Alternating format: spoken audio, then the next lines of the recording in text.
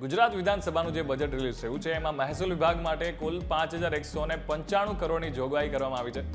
નાગરિકોને અપાતી સેવાઓમાં સિમ્પ્લિફિકેશન અને પારદર્શિતા લાવવા માટે જનસેવા કેન્દ્રો, ઈ-ધારા કેન્દ્રો, દસ્તાવેજ નોંધણી કચેરીઓ શરૂ કરેલ છે.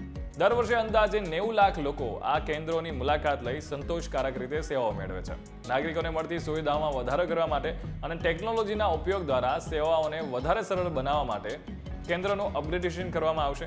મહેસૂલી કચેરીઓ અને સ્ટેમ્પ નોંધણી કચેરીઓમાં આધુનિકીકરણની કામગીરી હાથ ધરવામાં આવશે.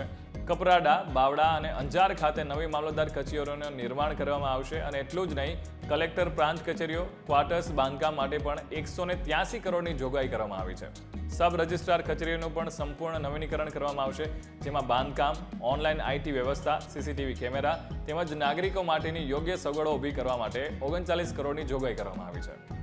મહેસૂલી વિભાગનો વ્યાપ વધતા નાગરિકોને ગુણવત્તાયુક્ત અને ઝડપી સેવાઓ પૂરી પાડવા માટે મહેસૂલ વિભાગ હેઠળ વિવિધ સંવર્ગોની અંદાજે 409 જગ્યાઓ ઊભી કરવા 18 કરોડની જોગવાઈ કરવામાં આવી છે. સરકારી જમીન પરના દબાણો અટકાવવા હેતુથી ફેન્સિંગ સાઇન બોર્ડની કામગીરી માટે 13 કરોડની જોગવાઈ કરવામાં આવી છે.